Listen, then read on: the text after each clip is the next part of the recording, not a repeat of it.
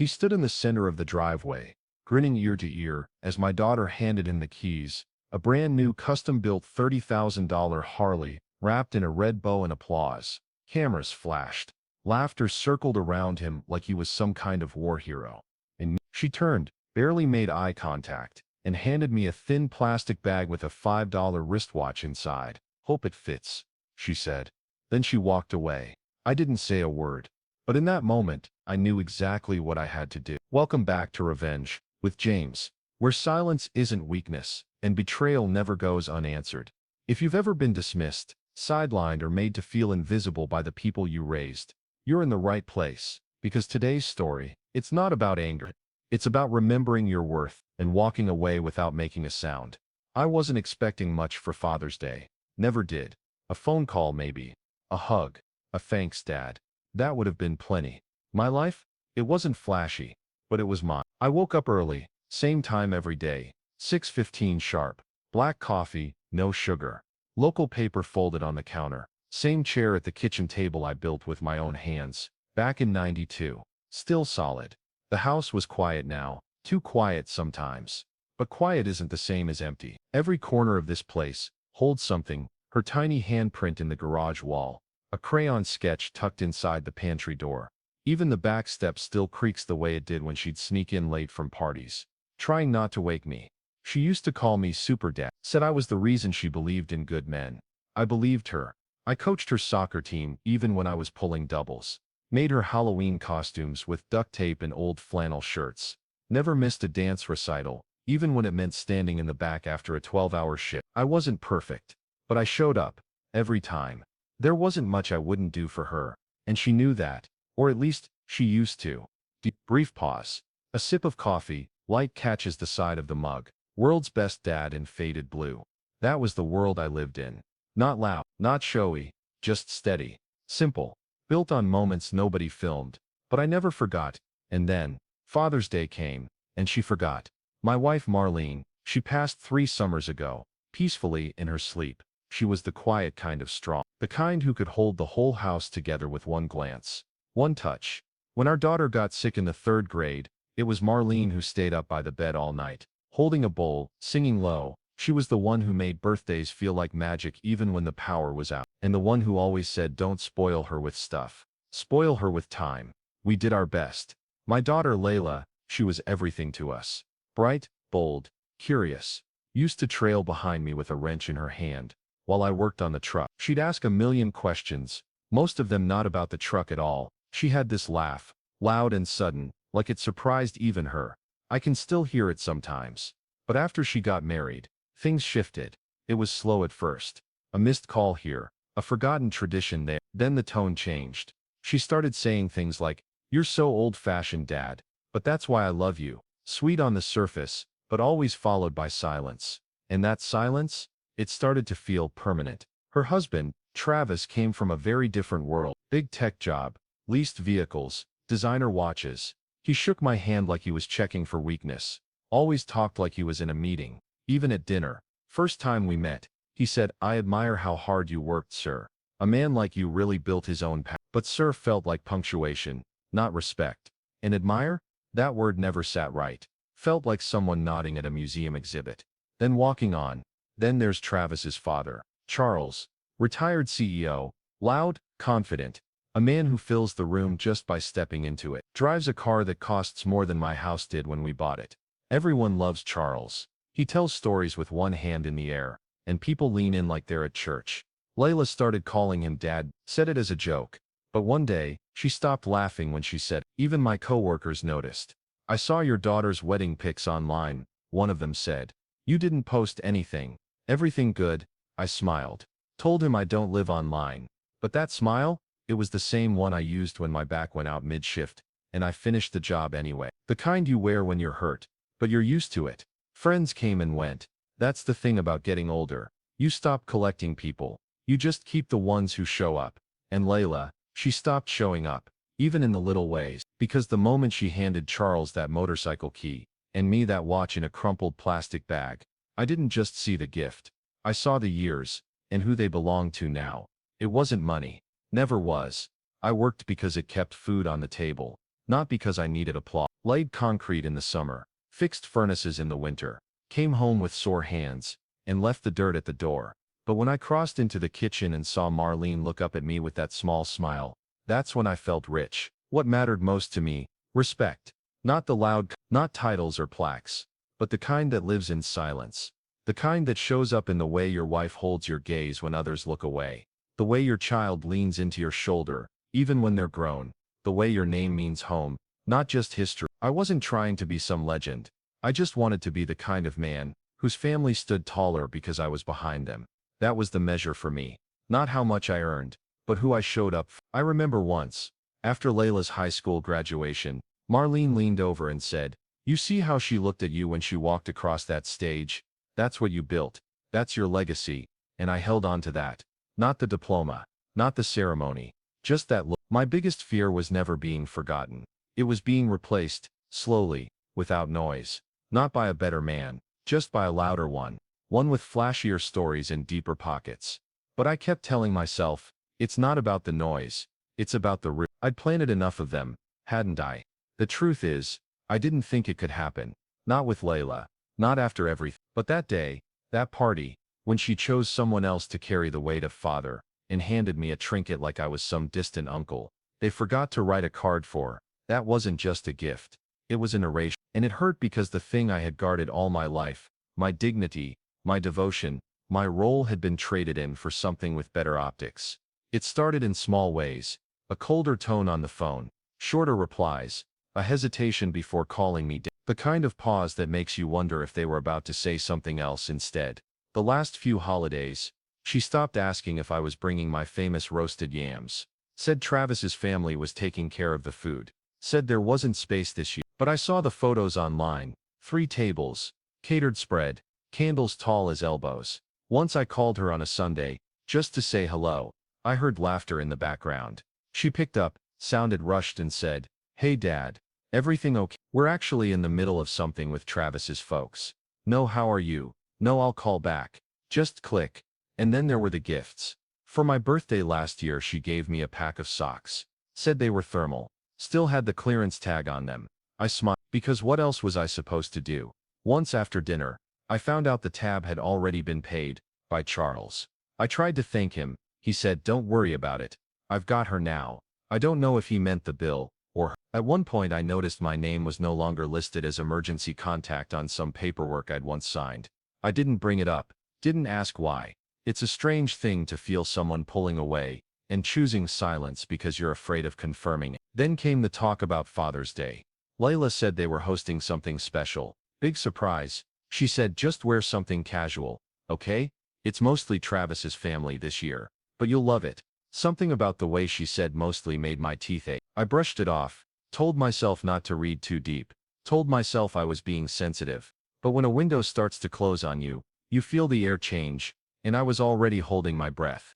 There was a time she used to run to the door when she heard my truck pull in.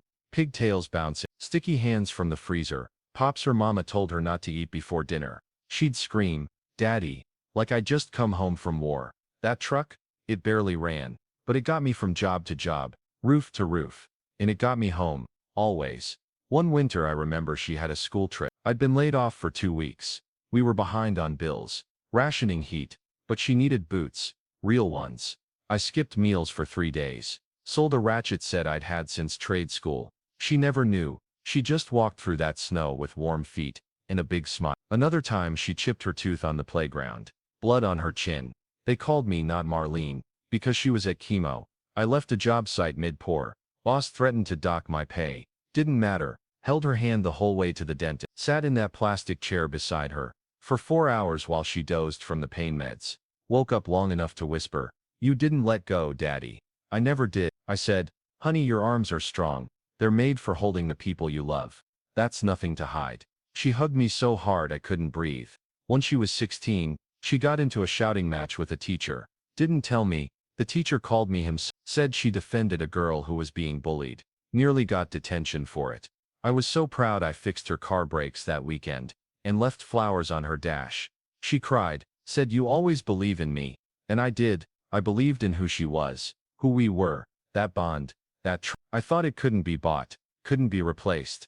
Turns out, it could be redesigned, chromed out, put on 2 wheels with a ribbon. The backyard was packed. Rows of chairs, rented tents. One of those Bluetooth speakers playing jazz, like we were at a winery. I recognized maybe 3 people, all from her husband's side. Layla moved through the crowd like someone hosting a fundraiser, not a Father's Day brunch. Laughing too loud, kissing cheeks, refilling champagne. She looked polished, perfect, like a life I never touched. Then she clinked a glass, told everyone to quiet down, said she had a surprise, said, "This year I wanted to honor the man who's shown me what strength looks like. Someone who's stepped up, who's become like a second father to me." Her father-in-law, grinning like a king. Everyone clapped, photos snapped. Someone shouted, "Take it for a spin." Charles gave a speech. He said things like, "It's easy to love when the cameras are on, but real men show up even when no one sees it." He looked right at me when he said that, held my eyes, smiled. Then as the crowd dispersed, Layla turned to me. She reached into a small paper bag, not wrapped, just folded over, and pulled out a plastic box. Inside was a thin wristwatch, brand name I didn't recognize. She said, "It's waterproof. Thought you could wear it when you guard." I nodded, told her thank you, put it on right there, even though the strap pinched. No one looked at me, no one asked for a photo, no speech, no mention, no memory made, just me and that $5 watch in a sea of leather and applause. That's the thing about betrayal. It doesn't always come with a knife. Sometimes it comes wrapped in ribbon. Sometimes it smiles. I sat in my truck, door half shut, key still in the ignition, but I hadn't turned it. Sunlight creeping down the windshield like it was in no rush to get anywhere. I didn't cry, didn't scream. I just sat there. The watch on my wrist, the one she gave me, ticked too loudly. Plastic against skin, light enough to forget, but irritating enough to notice. I looked down at my hands, calloused, still bearing the faint scars of years spent lifting, fixing, sanding, building. These were the hands that cradled her when she was 3, and burning with fever, that held the back of her bike seat until she could ride on her own. The hands that handed her car keys when she passed her road test, that paid her first tuition bill without hesitation. These same hands sat empty, unclapped, unmentioned, unnecessary. I stared at the fence in front of me, watched a kid toss a football in the yard next door. He laughed when he missed the catch. Didn't know I was watching. How 1,000 small moments could add up to this one. How you can pour your whole self into something and still not be seen. There's a kind of silence that doesn't ask for anything. It just sits with you. And in that silence, I didn't feel angry. I felt invisible. It's strange. You think the big moments are what shape you. Weddings, births, celebrations. But it's the quiet erasures that really teach you who you are, who you've become, and who you'll be from here on out. I turned the key. The engine hesitated. So did I. Then I drove home, one hand on the wheel, the other gently tugging at that watch strap, still pinching my skin. I never told anyone, but 6 months before their wedding, they almost called it off. Travis had gotten in over his head. Some bad investments, risky crypto nonsense, a partnership that went south. Layla called me late one night, crying, said they might lose the condo deposit, said she was embarrassed. I didn't hesitate, wired them the money the next morning, $22,000. Didn't ask for it back, didn't even tell Marlene, and that was the only time in our marriage I kept something from her. Layla thanked me once, said you saved us, but after that it vanished, like it was just another thing Dad would do. And years before that, when Travis's firm was in the news over some internal scandal, I defended him at the table. Friends were asking questions, family gossip flying around. I said, everyone deserves a clean slate. Mistakes happen. I said it for her, so she wouldn't feel like she had to pick sides. I remember one time she confessed something to me, something that shook her. She'd stepped out once, early in the relationship, just one night, full of guilt, told me she never told him. I just looked at her and said, then be better. Starting now.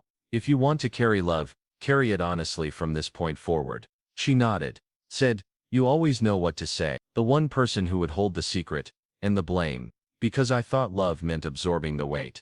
So she didn't have to. A few days after the party, I got a call from an old friend, someone I used to work with when I was still running service calls. Said he'd seen my name come up on a real estate closing he was reviewing. A property I gifted to Layla and Travis years ago was being refined. But here's the catch. I wasn't listed anymore. I told him there had to be a mistake. I helped with that down payment. My name was on the original paperwork. Not because I wanted control, but because back then, they needed my credit score to get approved. He paused, said, "They changed the deed 6 months ago." Quietly. "It's in their names now. No trace of you." Tucked inside was a scanned copy of the original agreement. My name in ink. Her signature right beneath mine. Back when she still used hearts to dot her I's. I sat there for a long time, that $5 watch ticking in the dark. And then something else. A memory I'd buried. A week before Marlene died, she looked at me from the hospital bed and whispered, "Don't ever let them forget who built this family." I didn't understand it then. I do now. Tipped in. They hadn't just forgotten. They'd rewritten it. They scrubbed my name off the walls. I helped hold up, treated my history like it was clutter to be thrown out before guests arrived, celebrated a man for being a symbol, while the man who carried the weight stayed invisible. That was the moment. Not loud, not dramatic, but I felt something settle in me. A stillness. A decision. This wouldn't be a fight. Not a confrontation. No begging. But from that moment on, every piece of my legacy would go exactly where it belonged. And none of it was going to them. I didn't call her. Didn't send an email. Didn't ask why. There's a kind of peace that settles in when you finally stop trying to be understood. That morning, I ironed my shirt. Not for anyone else. Just for the mirror. I drove into town. Stopped at the bank where I've kept my account since 1986. The same woman who helped me set up Layla's college fund now wore glasses and had silver in her hair. She smiled and asked how she could help. I said I need to make some updates. No anger, no bitterness in my voice, just clean direction. From there I visited the lawyer, the one who helped me and Marlene with our first will. He looked surprised to see me, said, "You finally changing the executor?" I nodded. I signed papers, initialed things I'd forgotten were mine, shifted names, adjusted beneficiaries, tucked old deeds into manila folders, and held them like they were bricks. I stopped by the post office, bought a single sheet of forever stamps, mailed a package to my godson, a young man who never forgot to call on my birthday, who still sent handwritten notes, who still called me Uncle Ray, even though we're not blood. Inside the package was something I once promised him when he was 9, a savings bond in his name, and a handwritten letter, not out of spite, not revenge, just clarity. The watch Layla gave me still sat on my dresser. I didn't throw it away. I didn't smash it. I just stopped wearing it. The first thing I stopped paying for was their gardener. They never noticed. The following week, the roses out front started to wilt. A few neighbors probably wondered why the bushes looked dry. But Layla, she just posted an old photo online and captioned it, "Grateful for this beautiful life."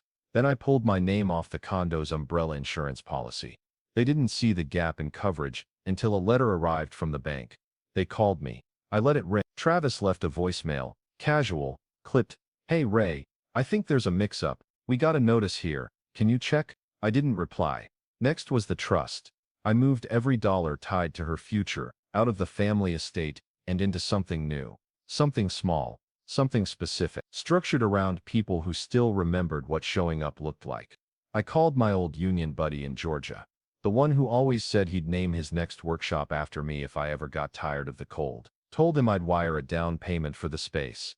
Said I wanted no name on the sign. Just a quiet contribution to someone who never forgot where he came from. They never saw it coming. Because they never looked. Meanwhile, Layla kept texting every so often. "Hope you're doing okay. Can we talk soon?" I kept each message, filed them in a folder, not out of hope, out of memory. Then when the property taxes came due for the lakeside lot I gifted her 5 years ago, she called me in a panic, said the bill was triple what she expected. I said, "It's yours now. I figured you'd want it that way." She didn't know what to say. I started recording calls, not for court, not for proof, but because someday I might need to remind myself. I didn't raise her like this. But I also didn't stop it soon enough. Revenge isn't always fire. Sometimes, it's subtraction, a slow unraveling, and when someone's never had to hold the rope themselves, they don't notice when it slips through their hands. I sat at the kitchen table the night the final documents were signed. Rain tapping the window like a slow, tired drummer. The lights were low, no music, just me, and the weight of what I'd done. Everything was in motion now. The trust, the estate, the land, all rerouted. Out of her name, out of reach. Maybe I should have let them have it all. The house, the money, the memory. Let them repaint the whole story with someone else's face on the cover. Maybe this was just me. whispering into an empty room, hoping anyone was still listening. There's a part of me that wanted to call her, to ask, what happened? Where did I lose you? To beg her to remember that night she couldn't sleep after prom, and crawled into the living room to sit beside me on the couch, whispering, I don't want to grow up if it means forgetting you. I knew I'd hear her voice, calm, polite, unfamiliar, and I didn't want to talk to that version of her. But right now, in this moment, I don't know. Big spread, catered again, matching linen napkins. A local photographer walking around like it was a magazine shoot. They didn't. Charles was there, of course. Still glowing about the motorcycle, still loud, still being toasted like he'd cured something. Layla raised a glass, said, to the man who taught us to live bold, take risks, and never play small. We love you, Charles. She looked right at me as she said it, held my eyes like a dare, and that's when it happened. Charles laughed, a little too hard, waved her off and said, honestly, sweetheart, you didn't need to buy me a motorcycle to prove a point. Your dad's the one who raised you. I just got here. The table froze. He kept talking, like he didn't even realize what he'd just done. I told her gift him something meaningful, something from the heart. But no, she said this looked better in photos. He sipped his drink, didn't even blink, didn't know he'd just set the house on fire. Travis looked at her sideways. A few relatives shifted in their seats. Someone coughed. Ted didn't say a word, just stood up, slow, pushed in my chair, tipped my head toward Charles and said, some things ride smoother when you earn them. And then I left. No goodbye, no drama, just gone. That night, she found the letter in her mailbox. I taught you to be kind. I see now I should have also taught you to value quiet loyalty. That lesson will come, one day. Until then, keep the watch. It'll remind you what time costs. 2 days after the brunch, the mailman delivered a stack of envelopes to their doorstep, each one marked with names they recognized, and a few they did. The land it was tied to, sold, quietly, months ago. Then came the trust update, their name removed as beneficiaries.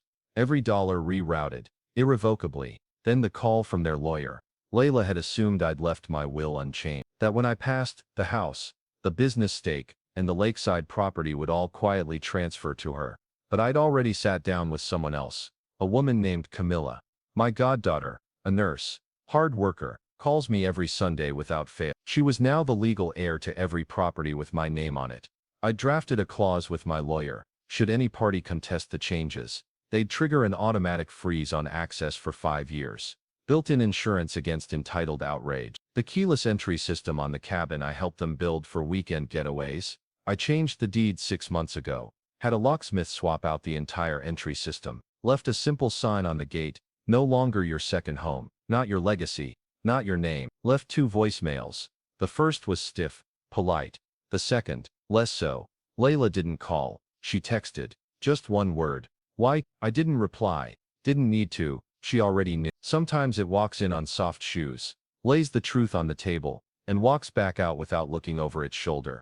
They didn't show up at my door, didn't knock, didn't send flowers, just silence. Travis called again, didn't leave a voicemail this time. I didn't answer. Charles sent a message through one of his assistants. A polite little note thanking me for being direct. I think he understood before the others did. He knew what kind of man I was. The kind that waits. The kind that watches. The kind that doesn't come back to explain himself. Layla, she never yelled, never begged. But I heard she canceled a planned vacation. Heard she tried to get the cabin keys replaced, only to be told it was no longer her property. That exact second she realized what she'd done, what she'd chosen, and what she'd lost. That, not just the money, not the land, not even the trust. I was gone, not in body, but in the way that matters most. The man who never missed a recital, who paid her tuition behind closed doors, who stayed quiet when she needed grace, who forgave her long before she ever said sorry. He was gone now, and in his place, a man who learned the cost of silence, and finally passed the bill. Not out loud, not where I could hear it, but sometimes the loudest scream is the silence that follows a locked door, a frozen account, and a legacy with someone else's name on it. And if she ever finds her voice again, I hope it's the one that used to whisper, I don't want to grow up if it means forgetting you. Waited for thank yous. Waited to be remembered. Waited for the people I loved to come back to the version of themselves I still believed in. But I don't wait anymore. But because I realized something, being the foundation of someone else's life doesn't mean you have to bury yourself in it. I'm not angry. I'm not even sad, and done handing out pieces of myself to people who measure love by how loud it is. Now I get up each day without checking my phone. I walk to the mailbox without hoping for a card.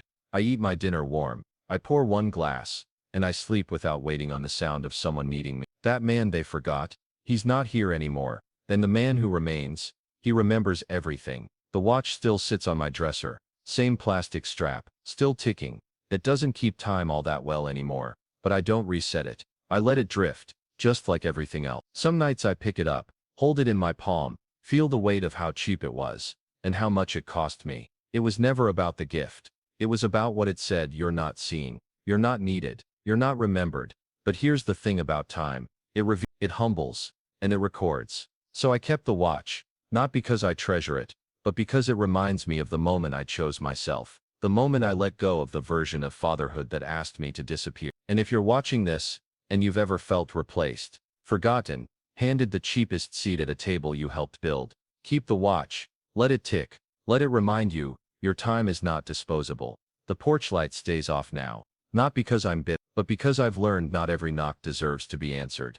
Some debts are settled in silence, some goodbyes are written in ink, and some lessons, they don't come with closure, just clarity. So I sit with the quiet, not waiting, not hope, just knowing, I was the one who remembered. And now, she will too. Was I wrong to hold people accountable, not with words but with consequence? Because for years, I gave without keeping score. I let love override logic, let loyalty rewrite contracts, let memory excuse silence. But in the end, when I looked at the picture she was painting, I wasn't in it, not the real me, just the version that gave and kept quiet. So I stopped giving, and I kept the quiet. Was that cruel, or was it necessary? You tell me. Because I didn't write this story for revenge. I wrote it for remembrance, so that maybe somewhere out there, a father who's been handed the smallest seat at his own table, knows he's not invisible. So let me ask you, man to man, or heart to heart, if you built something with your bare hands, watched them trade it for shine and noise, and walked away without saying a word, does that make you cold, or does that make you free? They thought I'd stay quiet because I was kind. They forgot kindness is not the absence of memory. It's just the patience to wait until they hand you the rope. And when they did, I just let go of my end and watched what they'd built fall by its own weight. I don't know what they said after I walked away. I wasn't there, and I didn't ask. I don't care what the neighbors think. I don't check the comments on their photo. I don't wait for an apology that was never coming. Everything I know about what happened, I felt in my bones, in the space between what I gave and what was handed back in return. The betrayal, I didn't read it in a letter. I didn't hear it through a friend. I lived every second, every silent dismissal, every cheap gift wrapped in expensive indifference. They don't get a voice in this. They had their moment, shiny, loud, full of laughter. This story, it's mine, my silence, my memory, my ending. 5 months after that brunch, I still haven't heard her voice. The silence stretches longer than I expected, but not longer than I can handle. 2 years ago, I paid off the balance on that lakeside cabin. Put the deed in her name, didn't even tell her. I thought she'd find it someday and smile. Now, it's registered to someone else. 10 months ago, Travis called me a man stuck in his ways during a family dinner. He thought I didn't hear him, but I did, and I wrote the date down, not out of anger, just so I'd remember where the unraveling started. 3 weeks ago, Charles sent me a birthday card. Didn't say much, just a handwritten line. They never deserved what you built. No return address. No signature. And today I sat in the same chair I always have, watching the morning light spill across the porch, the watch ticking faintly from inside its drawer. I haven't worn it in months, but I still let it run, let it lose time, let it keep marking distance between who I was and who I finally became.